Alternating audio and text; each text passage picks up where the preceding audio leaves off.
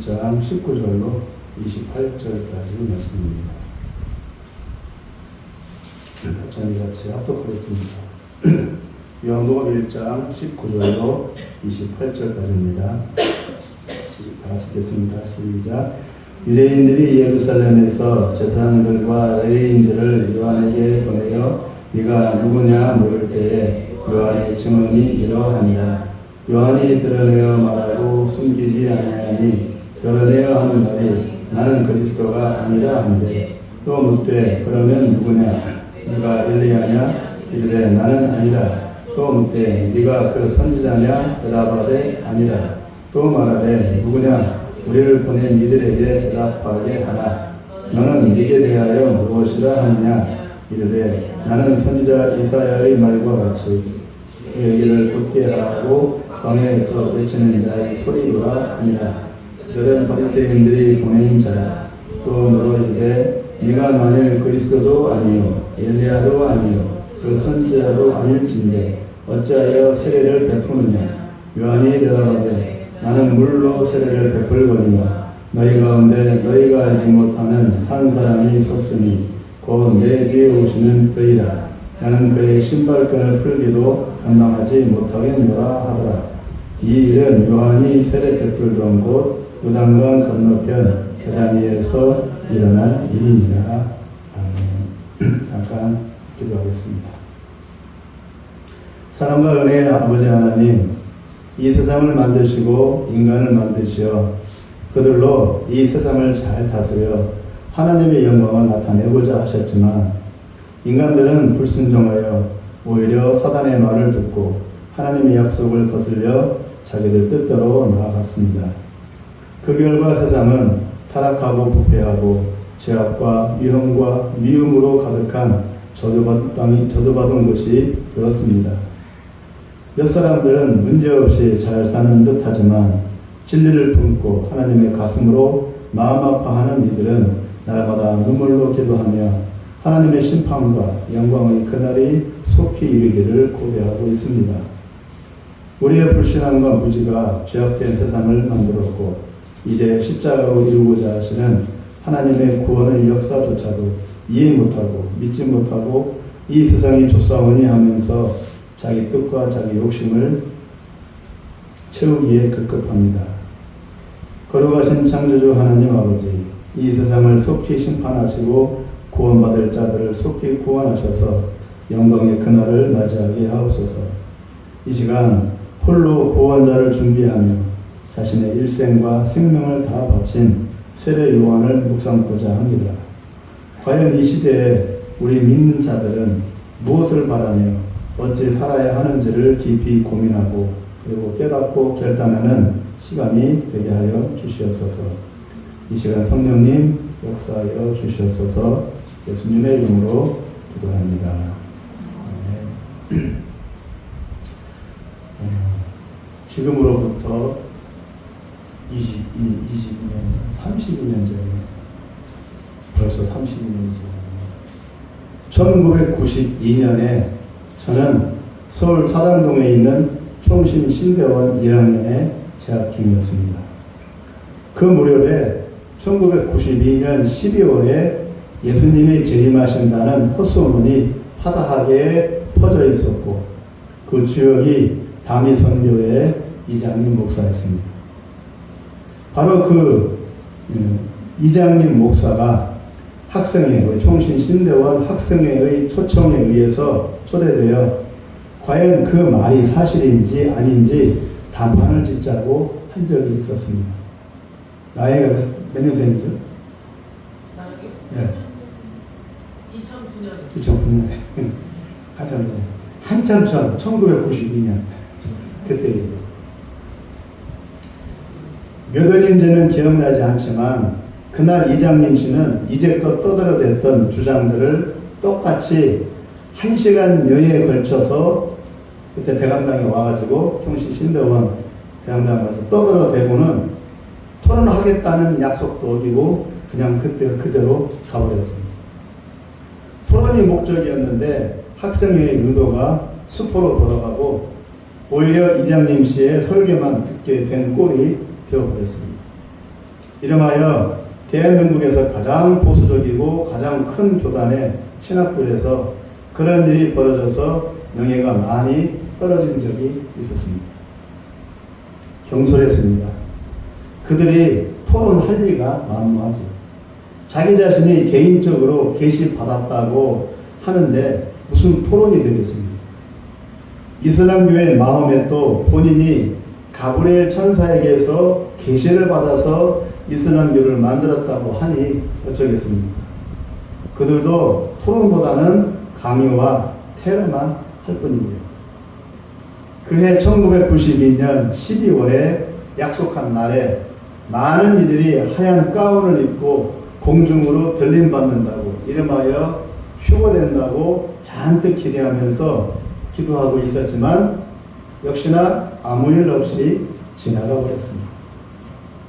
그리고 사람들은 속았다고 난리를 치면서 소동을 피웠지만 이장님은 몇 신도들과 함께 돈을 챙겨서 미국으로 도망쳤습니다. 그때 매스컴에서 난리가 났었죠. 그는 지금도 살아 있습니다. 어디에서요? 천국에서가 아니라 이 땅, 지구에서. 그 이후에 한국 교회에서는 예수님의 재림 얘기는 금기시 되었습니다.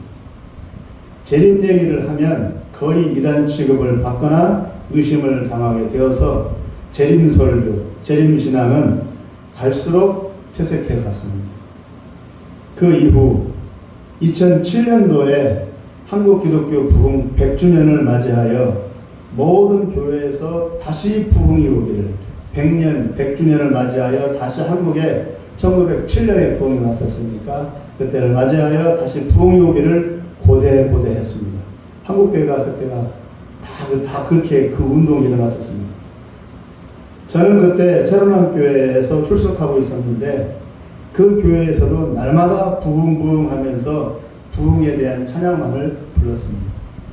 그런데 그해 2007년도에 샘물교회에서 아프가니스탄으로 파송한 12명의 단기 선교팀이 탈레반 무장 세력에 의해 사로잡히고 대한민국 정부에 이를 통보하며 돈을 요구했습니다. 그때가 노무현 대통령 때입니다. 온 국민이 분노했습니다. 왜 쓸데없이 선교한답시고 국가에 물을 일으키고 국민 세금으로 이루어진 재정을 낭비하게 하느냐고 너도 나도 한 소리씩 했고 덩달아서 대형교회를 비롯해 거의 모든 교회에서 왜 갔냐고 하면서 오히려 국민과 정부에 대신 머리 숙여 사과까지 했습니다. 다시는 이런 무리를 일으키지 않겠다. 선교를 해서 교회가 잘못했다고 국민과 정부에 사과한 예는 기독교 2000년 역사에 단 한 번도 없었고 대한민국 교회가 유일무이합니다. 결국 12명 중 2명이 탈레반에 의해서 참수되었습니다. 돌아온 이들은 슬퍼할 겨를도 없이 온 국민의 지탄의 대상이 되었고 죄인들이 되어서 머리 숙여 공항에서 사과하고 흩어져 그 이후에 그들은 전혀 그 소식을 알지 못하게 되었습니다. 어째 사는지도 몰라야죠. 전무후무한 이 일 후에 무슨 일이 일어난 줄 아십니까? 2007년 이후 한국교회는 추락하기 시작했습니다. 급속도로 교인 수는 줄어들었고 교회마다 등록 교인 수가 늘기는커녕 교회를 빠져나가는 이들로 가득했습니다. 그들은 천주교로 가거나 아니면 교회도 싫고 교인도 싫고 목사도 싫다고 하면서 혼자 신앙생활을 하겠다고 했지만 결국은 모두 신앙을 버리고 언제 그랬냐는 듯이 타락하고 세속적인 삶을 사는 가룟 유다 같은 이들이 되어버렸습니다. 그런 이들이 노가다 현장에 바글바글 됩니다. 옛날에 과거에 교회를 다녔던 사람들인데 지금은 안 나요. 온갖 쌍욕을 하면서 그냥 이렇게 막 살아요. 술 한잔 먹고 하루 벌고 하루 살고. 지금 한국 교회는 500만에 불과하고 지금도 계속 줄어들고 있습니다. 왜 이렇게 되었습니까? 2007년도의 사건으로 선교에 대해서 한국교회가 문을 닫았기 때문이라고 이 토크에서 많이 말을 합니다. 그러나 교회가 선교를 거부할 수는 없죠. 목사라면 누구나 성경에서 지상 명령이 선교라는 사실은 다 알죠. 그런데 어떻게 자기들 입으로 선교했다고 사과를 하겠어요? 1992년 이장님 사건 이후 교회에서 예수님의 재림에 대한 말과 설교가 끊어지고부터 천국 소망의 신앙이 아닌 이 땅에서 잘 살고 이 땅에서 행복하고자 하는 신앙으로 변질되어 버렸고, 그런 상태가 1992년부터 2007년까지 15년간 지속된 결과 교회는 선교를 까마득히 잊어버렸고 현상 유지 그리고 이 땅에서의 평안한 생활 유지에 더 깊은 관심을 갖게 되었습니다. 교회가 생명력을 잃어버린 거죠. 1992년 이후부터. 또 한 가지, 신천지가 급속도로 번지면서 성경 공부에 대한 의심과 거부가 번져나갔습니다. 신천지에서 교인들을 따로 불러서 자기들의 교리를 주입시켜 결국 실족시켰기 때문입니다. 그래서 교회마다 교인 단속에 정신이 팔려서 교회 내에서도 교회 밖에서도 성경 공부를 안 하고 안 하는 추세가 되어버렸어요. 성경 공부는 교회의 핵심이거든요. 성경 공부를 안 해요. 결국 한국교회는 가장 중요한 두 가지, 재림신앙과 성경 공부를 놓쳐버린 겁니다. 교회가 교회로서의 본질과 방향을 잃어버리자 마땅히 가장 우선시해야 하는 지상명령인 세계 선교도 거두어들인 겁니다. 교회는 힘을 잃고 세상의 한 기관으로 전락하여 사람들이 보기에 교회는 특별하지도 않고 일반 모임과 별반 다르지 않는, 일반 계모임과도 다르지 않는, 일반 동창회하고 다르지 않는 아주 시시한 공동체가 되어버렸습니다. 교회 가서 뭐해? 밥 먹고 떠들고 놀고 얘기하고 흩어져. 그럼 계모임하고 동창회 모임하고 뭐가 다르냐고요, 교회가. 그러면 교회 안 오지. 굳이 교회 올 필요 없지. 재미도 없는데. 삶의 문제, 생활의 문제에 목을 매지도 않습니다. 미래를 준비하고 천국을 소망하며 이를 위해 선을 행하고 현실에 안주하지 않고 주님의 다시 오심을 학수고대하며 긴장하며 살라고 성경은 계속 그렇게 처음부터 끝까지 우리에게 당부하고 있습니다. 그렇게 살지 말라. 과연 이 땅에 믿는 자들이 성경 말씀대로 살고 있습니까? 그리스도인들이? 오늘 본문에는 한 사람이 나옵니다. 그는 자신의 모든 것을 다 버리고 결국은 목숨을 버리면서까지 자기 할 일을 책임을 다한 사람입니다. 오늘 본문은 세례 요한이 담당한 그 일, 세례 요한이 아니라 세례 요한이 했던 그 일을 이 시대에 우리가 마저 해야 한다고 말씀하고 있습니다. 그 부분에 대해서 잠깐만 우리 말씀을 나누려고 합니다. 예수님이 30살에 사람들 앞에 나와 천국을 선포하고 하나님의 말씀을 전하고 기적을 일으키기 직전, 즉 공생의 직전에 먼저 나서서 길을 예비한 사람이 있었는데 그가 바로 세례 요한입니다. 그는 대제사장의 아들이었다가 어려서 홀로 광야로 들어가 고행과 금욕을 앞세우고 오직 하나님만 구하고 그리고 하나님과 동행하며 살던 극렬한 공동체였던 바리새파도 아니고 사두개파도 아닌 에스네파에 들어가 오랜 시간 훈련을 받았습니다. 베드로도 에스네파 사람의 한 사람이었습니다. 바리새인들이나 사두개인들처럼 세상과 적당히 타협한 이들과는 달리 에스네파 사람들은 오직 율법에 충실하며 다른 어떤 것에도 흔들리지 않는 극단적인 열정의 사람들이 모인 단체가 바로 에스네파 사람들이었습니다. 세례 요한은 그곳에서 오직 하나님만을 의지하고 계시를 듣고 받은 그 계시에 따라 죽을 때까지 순종하는 훈련을 받았습니다. 고향으로 다시 돌아와서 요한은 고지 곧대로 사람들에게 천국이 가까이 왔으니 회개하라고 외쳤고, 바리새인들에게는 독사의 새끼들이라고 무시하고 경멸했습니다. 왕에게까지 잘못을 지적하였고 오직 하나님 외에는 그의 입을 막을 리가 없었습니다. 그 당시에 유대 왕이었던 헤롯 왕의 잘못을 지적하자 결국 세례 요한은 헤롯 왕에 의해서 무기절로 죽었습니다. 그럴지라도 그는 각오하고 잘못은 잘못했다라고 분명히 말을 했습니다. 네, 그것이 그의 사명이었습니다. 타협은 없는 겁니다, 신앙은. 그래서 세례 요한은 받은 계시대로 자기 뒤에 곧 메시아가 온다는 것을 알렸고 그 길을 미리 준비하고 닦아놓기 위해서 최선을 다했습니다. 우리 19절을 다 같이 한번 1장 19절을 다 같이 한번 읽어보겠습니다. 시작. 유대인들이 예루살렘에서 제사장들과 레위인들을 요한에게 보내어 네가 누구냐 물을 때에 요한의 증언이 이러하니라. 네가 누구냐? 그리고 우리는 누구입니까? 23절을 읽겠습니다. 시작. 이르되 나는 선지자 이사야의 말과 같이 주의 길을 곧게 하라고 광야에서 외치는 자의 소리라 하니라. 세례 요한은 자기 자신을 외치는 자의 소리라고 말합니다. 소리랍니다. 소리. 소리가 형체가 있습니까? 소리 형체가 없습니다. 소리는 들려주고 그냥 사라져가는 겁니다. 자기 자신은 소리라고 했습니다. 곧 사라지는 소리랍니다. 그것이 자신의 존재 목적이랍니다. 그리고 말하기를 26, 27절을 또 읽겠습니다. 시작.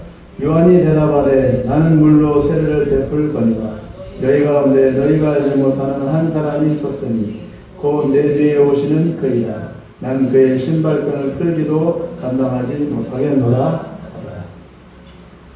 그의 존재 목적은 메시아의 오실 길을 준비하는 것입니다. 대제사장의 아들이니 출세길이 보장되어 있었음에도 불구하고 그는 다 포기하고 약대 털옷을 입고 석청을 주워 먹으며 거지로 살면서도 그는 그것이 하나님께로부터 받은 자신의 사명이라고 말했습니다. 그리고 그는 그렇게 살다가 목에 잘려 죽었습니다. 33살. 그럼에도 불구하고 예수님은 세례 요한을 사람이 낳은 자 중에 최고의 사람이라고 칭찬을 했습니다. 왜 그렇습니까? 예수님 오시기 직전에 자신의 모든 것을 다 들여 그 길, 예수님이 오실 길을 준비했기 때문입니다.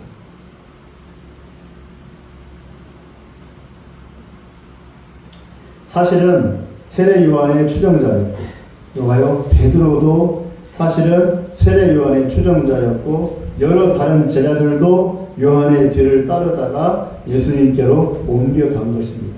원래는 예수님의 제자들이 아니라 바로 세례 요한의 제자들이었습니다. 예수님은 아무 제자 없이 혼자 다니다가 세례 요한의 제자들을 맞이해 12제자로 키우신 것입니다. 요한은 예수님의 모든 사역과 그 본질을 위해 자신은 기꺼이 잘 드린 복된 사람입니다. 이제 다시 한국교회는 일어나야 합니다. 세계 정세는 어둡고 곳곳에 흩어져 예배하는 교회들은 예수님의 재림을 다시 준비해야 합니다. 그게 교회 사명입니다. 예수님의 재림을 준비하는 게 제일 중요한 사명입니다. 아직도 여전히 재림신앙은 이단들의 전유물이고 성경 공부 역시 이단들의 소유물입니다. 일반 교인들은 선교한다고 하면 교회가 깨지고 교인들은 다 떠나간다고 여깁니다. 세종에서 가장 큰 교회의 목사님은 선교하면 교회가 부흥하지 못한다고 말합니다. 당장은 그럴지라도 장차 교회가 든든히 서가는 토대가 되는 것이 선교입니다. 세상은 복잡하고 생활은 더욱 현실에 머물게 합니다. 삶의 문제, 생활의 문제들이 우리로 하여금 미래를 못 보게 하고 천국에 대한 소망과 관심을 시들시들하게 합니다. 다 현실에 매여 있어요. 우리 믿는 사람들이 아무리 예수를 믿고 오랫동안 믿고 잘 믿고 열심히 한다 할지라도 다 현실의 문제에 매입니다. 현실의 문제에 매이면 장사가 없어요. 당장 자식 문제에 매여버려요. 당장 재정 문제에 매여버려요. 당장 질병 문제에 매여버려요. 현실의 문제들이 그런 거예요. 그런데 왜 누가 벗어나겠어요? 벗어나지 못해요. 그리고 당장 눈앞에 닥친 문제들에 골몰하게 됩니다. 어쩔 수 없어요. 우리 약하니까. 아담과 하와에게 주신 다스리라는 명령을 잊고 그들은 평안한 자신들의 삶에서 무료함을 느끼다가 뱀의 유혹에 넘어갔습니다. 한창 전쟁 중인데 다윗 왕은 잠시 쉬고 싶어서 궁궐에 혼자 머물다가 목욕하는 바세바를 보고 시험에 들어 범죄하여 이스라엘을 망가뜨리는 시발점이 되었습니다. 자신만 망한 게 아니라 결국 다윗의 이 한 번의 실수가 이스라엘 전체를 망하게 하는 시발점이 되었습니다. 내 발걸음 너머를 보지 못하고 나아가지 못하면 결국 예외 없이 삶의 문제들에 걸려 다 넘어지게 됩니다. 다윗 왕도 그렇게 된 겁니다. 별 수 없어요. 아브라함도 넘어지게 돼요. 예수님은 12제자를 세워놓고 하늘로 올라가시면서 마지막으로 제자들에게 당부하기를 성령을 받아 땅 끝까지 복음 전하여 나를 기다리고 있으라고 했습니다. 선교가 목적이 아니라 선교를 통해서 예수님의 재림을 준비하라고 한 겁니다. 선교가 목적이 아니라. 다시 오셔서 우리를 데리고 가실 우리의 신랑 되신 예수님을 기다리고 준비하지 않는다면 교회의 존재 이유는 없는 겁니다. 그리고 우리의 신앙 역시도 의미가 없게 됩니다. 착하게 살라고 예수 믿습니까? 그냥 새빨간 거짓말이에요. 예수 믿는다고 착해지지 않아요. 착해지려고 애를 쓸 뿐이지. 착하게 살고 선하게 살고 이웃과 사이좋게 살려고 예수 믿는 게 아니고 장차 다시 오셔서 이 세상을 심판하고 믿는 자들은 구원하여 영원한 하나님의 나라 곧 처음 창조했었던 그 에덴 동산을 회복하고 완성하려는 게 하나님의 의도이기 때문에 이 하나님의 뜻에 부합하고 순종하는 신앙생활이 되어야 합니다. 그래서 세례 요한은 자신의 생명과 일생을 다 드려 예수님의 오실 때를 준비했습니다. 세례 요한이 한 일은 이거밖에 없어요. 지금은 마지막 때입니다. 이제 예수님이 다시 오십니다. 예수님이 다시 오시지 않으면 천국도 없습니다. 예수님이 다시 오시지 않으면 심판도 없습니다. 구원도 없습니다. 지옥 같은 이 세상이 영원히 계속됩니다. 그리고 더 심해질 겁니다. 죄악은. 그리고 귀신들은 더 난리를 칠 겁니다. 우리가 그렇게 되면 결국 우리는 봐서는 안 될 것들을 날마다 보고 살게 될 겁니다. 들어서는 안 될 것들을 날마다 들으면서 살게 될 겁니다. 이 세상이 지옥이 되는 겁니다. 예수님은 안 오십니다. 그리고 준비하고 있으라고 신신당부를 하셨습니다. 예수님. 12제자의 신앙을 개성하여 이루어진 교회입니다. 우리가 사도신경 아까 배웠죠? 우리 성경 말씀이 있죠? 우리의 신앙의 기준은 뭡니까? 성경입니다. 그죠? 그러나 성경을 보는 관점은 어떤 관점으로 봐야 됩니까? 12제자들이 우리에게 전수해준 그 신앙의 관점으로 성경을 봐야 됩니다. 12제자로부터 받은 신앙의 관점으로 성경을 안 보면 이단으로 다 가요. 이만희도 신천지도 다른 이단들 다 지멋대로 성경을 봐. 그 사람 성경 봐요. 성경 가지고 신앙생활해요. 이단들도. 그래서 성경을 볼 때 자기들 마음대로 해석을 해버려요. 그래 이단이 되는 겁니다. 그럼 우리는 성경을 어떻게 봐야 됩니까? 12제자들이 우리에게 전수해준 그 신앙의 관점으로 그 안경으로 성경을 보는 겁니다. 그 관점으로만. 그러므로 우리 개신교 특히 우리 개신교는 사도적인 전통이 제일 중요합니다. 두 가지입니다. 사도적인 전통, 사도의 전통, 두 번째 성경. 성경 위에 사도의 전통이 있는 겁니다. 성경만 강조하면 다 이단으로 가요. 지금 사람들은 다 자기들 마음대로 성경을 봐. 이단이 아니더라도. 다 자기 고집이 있어가지고 자기가 혼대로 해석을 하려고 해요. 그럼 이단으로 가는 거예요. 그렇게 되면 안 되고, 우리가 기독교 전통이 있잖아요. 우리 사도적인 전통. 그 전통을 뼈대로 해서 성경을 보는 겁니다. 내 마음대로 보는 것이 아니고, 목사님들 성경을 해석할 때에도 그 전통에 근거해서 성경을 해석하는 겁니다. 목사님들 은혜 받았다고 자기 마음대로 해석하는 게 아니에요. 계시 받았다고 성경을, 그건 아닙니다. 계시는 그 다음이고, 제일 계시는 성경입니다. 그게 보수신앙입니다. 매우 매우 중요합니다. 기도원에 가서 성기도 가서 40일 기도하고 뭐 기도해가지고 뭐 신학도 필요 없다, 더 나아가 성경도 필요 없다. 그럼 이단으로 가는 겁니다. 그러면 안 됩니다. 우리는 전통이 있는 겁니다. 사도적인 전통. 그래서 12제자가 예수님으로부터 받은 그 명령, 그것이 바로 우리가 받은 명령과 마찬가지입니다. 그대로 개성이 되는 겁니다. 12제자의 신앙을 계승하여 이루어진 교회 역시 예수님의 이 명령에서 자유롭지 못합니다. 12제자들이 걸어간 그 길을 우리는 뒤따라가는 뿐입니다. 12제자들이 걸어간 그 길을 앞서가는 게 아닙니다. 다른 길을 만들어가는 게 아닙니다. 12제자가 걸어간 그 길로 우리는 뒤따라가는 겁니다. 왜? 12제자들이 예수님을 만났잖아요. 예수님을 만난 이들은 12제자밖에 없어요. 예수님을 눈으로 대면해 본 사람들이에요. 같이 산들과 먹고 자고 한 사람들. 그리고 하늘의 계시를 보고 성령을 받은 사람들이기 때문에 최고의 계시는 바로 12제자들이. 성경을 누가 기록했어요? 12제자들이 기록한 겁니다. 그럼 우리의 전통은 12제자들의 전통을 그대로 이어받는 것 뿐이에요. 그 이상 넘어가면 안 돼요. 말씀을 맺겠습니다. 이제 다시 부흥을 외치고 있어요. 뭐라고 말합니까? 마지막 부흥이라고 자꾸 외치고 있어요. 마지막 부흥을 주세요. 마지막 부흥을 주세요. 그러나 놓치고 있는 것이 있어요. 하나님께서 물어요. 그럼 내가 다시 부흥 줄게. 그럼 뭐 할래? 부흥 주면 너희들 뭐 할래? 예전에 부흥 왔었잖아요. 예전에 부흥 왔었어요. 부흥 줬어요. 근데 뭐 했어요? 부흥을 누리기 바빴어요. 하나님 복 받았어요. 그 복 누리기 바빴어요.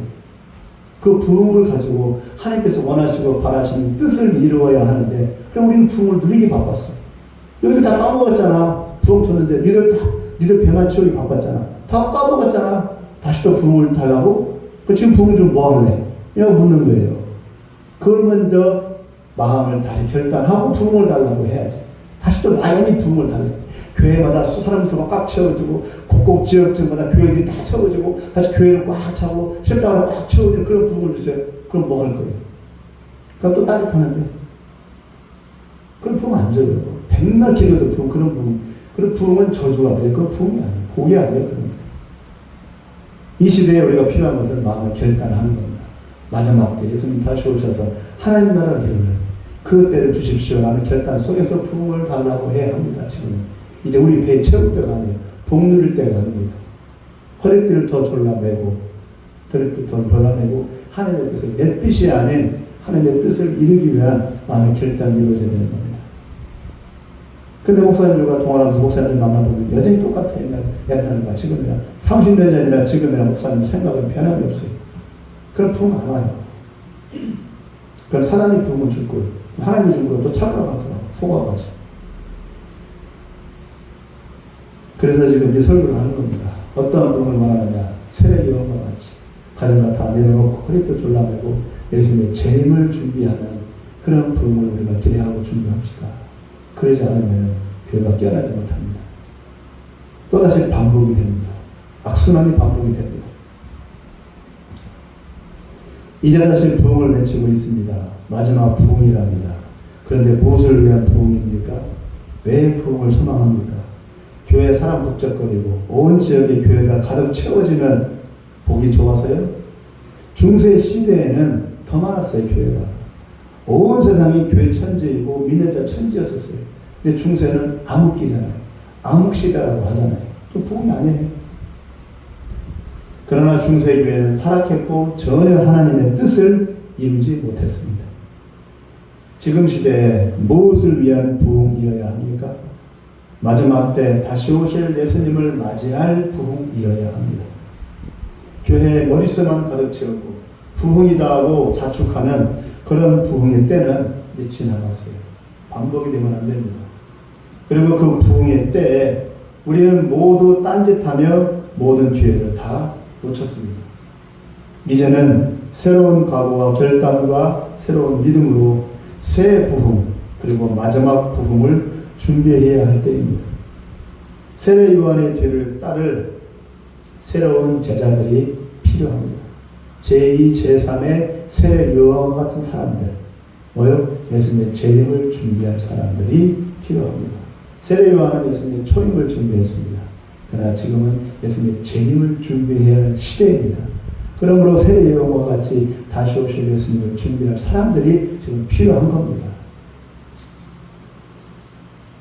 예수님의 뒤를 따라 무언가 얻을 게 없을까, 복받을 길이 없을까 하는 모습이 아니라 세례 요한의 고백처럼 안개처럼 사라질 메아리로서 자신의 모든 것을 다 드려 예수님께 올인하는 구별된 남은 자들이 일어서야 하는 시대입니다.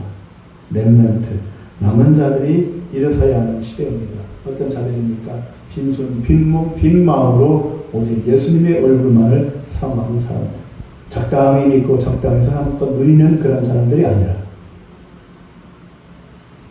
믿는 자도 많고 사역자도 많지만 정작 자기 자신을 부인하고 하나님의 뜻과 하나님의 나라를 위해 기꺼이 충성한 이들은 사실은 많지 않습니다. 부디 새바람이 불고 새로운 심령들이 깨워져서 하나님의 마지막 때를 위한 새 역사가 이루어지기를 간절히 소망합니다. 예수님의 제자 이전에 먼저 세례 요한의 제자가 되어서 소리로서 메아리로서 그리고 안개로서 주님을 맞을 준비하시는 우리 모두가 되기를 간절히 기원합니다. 기도하겠습니다. 하나님 아버지, 세례 요한은 부유한 집안에서 또 모든 것이 갖추어진 집안에서 태어났음에도 불구하고 어머니 뱃속에서부터 성령 충만하여 그런 어려서 광야로 나아가 하나님과 동행하는 그런 나홀로 신앙의 훈련을 받았습니다. 결국 다시 돌아와서 그가 한 일은 오직 회개하라. 천국에 가까이 왔느니라. 이제 메시아가 오신다. 구원받을 준비를 하라고 외치는 것 뿐이었습니다. 그런 후에 그는 대접받는 편안한 노후가 아니라 33살에 목에 잘려 죽었습니다. 인간적으로 보기에 참으로 비참한 인생을 살았습니다. 아무것도 남지 않은 인생을 살았지만 그러나 예수님은 사람이 낳은 자 중에 최고의 사람이라고 세례 요한을 칭찬했습니다. 왜냐하면 바로 예수님이 오실 때를 준비했기 때문입니다. 지금은 마지막 때입니다. 이제 예수님 다시 오실 날이 멀지 않았다고 다들 떠들어댑니다. 그러면서도 정작 자기가 쥐고 있는 것을 다 내려놓고 과연 예수님 다시 오실 때를 준비하고 있느냐를 돌아볼 때는 그렇지 않습니다. 쥔 것 놓치기 싫어합니다. 누리고 있는 것 결코 포기하고 싶어 하지 아니합니다. 무언가 챙기고 싶고 무언가 주고 싶고 무언가 의지하고 싶어 합니다. 인지상정입니다. 누가 그것을 나무라겠습니까? 그러나 이 시대에 하나님께서 진정 찾고 원하시는 사람들은 세례요한 같은 사람들입니다. 그러한 결단으로 우리가 다시 오실 예수님을 준비하는 그런 사람들이 되게 해주셔서 진정으로 마지막 부흥을 맞이할 준비를 하게 하여 주옵소서. 예수님의 이름